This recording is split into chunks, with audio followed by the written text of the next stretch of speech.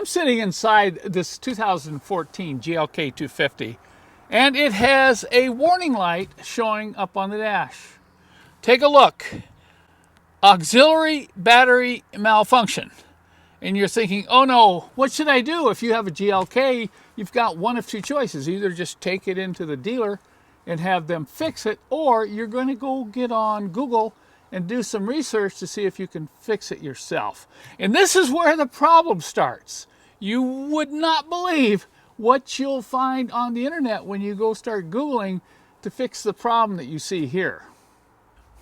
When you get on the internet, you'll start your search, GLK auxiliary battery malfunction, and you'll start to see answers pop up, and you'll quickly learn that the battery is located right here in the back of the car, right underneath this panel. And so, like a lot of people, you'll go out there and pull this panel up, and you'll reach in there, you'll look around, you'll try to pull that panel off, and you'll suddenly realize, what do you mean there's no battery back there? And I saw a number of posts where people literally tore their car apart. One guy tore the front seat out, tore the under dash panels off, completely disassembled this whole area back here, looking for his auxiliary battery in a BlueTech 250 GLK. And he couldn't find it. He was beside himself. Where in the world is the auxiliary battery? And it was kind of funny as I looked around at some of these posts that there really is some confusion out there. Obviously, if you have a gas model, GLK 350, this is what the battery looks like right here, and it is located right here underneath this cargo panel. So that's not a problem. That's pretty easy to change. But if you have a GLK 250, you're going to be looking back here and you're not going to find anything. And you may even get someone that says, well, it's not back there, it's under the dash. You'll go look under the dash and you'll say, I can't find the battery there. And the reason is because the GLK 250 battery is like this.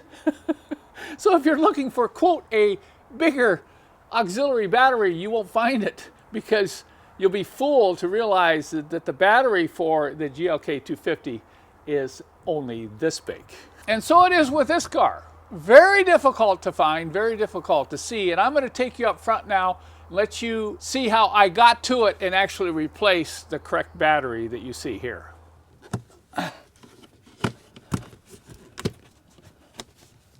There, and I could feel that little rectangular battery right there. It's right up in here. It's covered in black felt, and it's very small. It's right up in here, right there. So in preparation to pull this, I went ahead and disconnected the main battery at the negative terminal, and then I took this panel and removed 3 number 15 Torx screws and just drop the panel down. Now you probably can get the battery out of here, you know, if you really work at it, but that's where I'm going to pull the battery out. But I just wanted access to get another hand up in here so I can work on this with 2 hands. There's one bolt holding the steel bracket that holds that battery in place. So just get a 10mm socket. I'll move this bolt. As soon as you pull the bolt out, the battery's going to drop, and you can see it in here. So I'm going to take my other hand and reach up under that panel. Remember, you only have to drop the front of the panel. You don't have to take the whole panel off. Now I can tip the battery this way, and then I can get to the 2 plugs. Okay, let's see if we can get those off. And then pull the battery out of the bracket. And there you can see the battery is out. So let's make sure it's the same. Yep, same part number. And I'll make sure I'll put this one away so I don't accidentally put that one back in.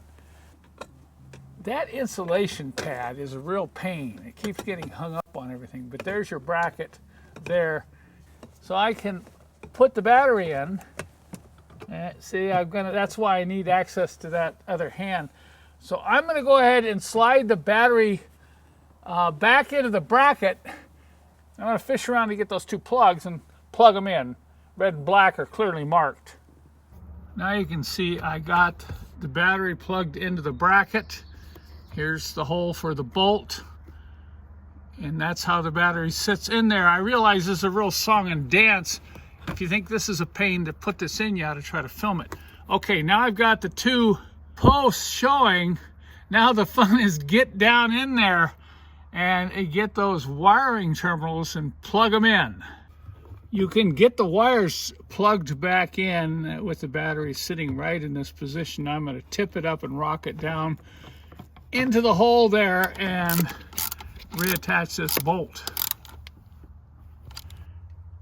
I think before I button this all back up, I'll go ahead and hook up the main battery and start it up, and let's see if that warning light goes away.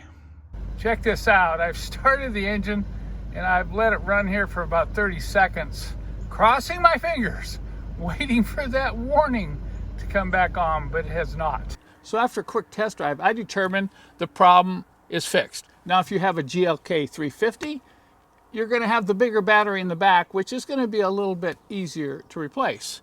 But since these cars are now aging, it's very likely if you have a GLK that you may have a auxiliary battery malfunction warning light show up someday. So I hope after you watch this video that you won't be afraid to fix this yourself.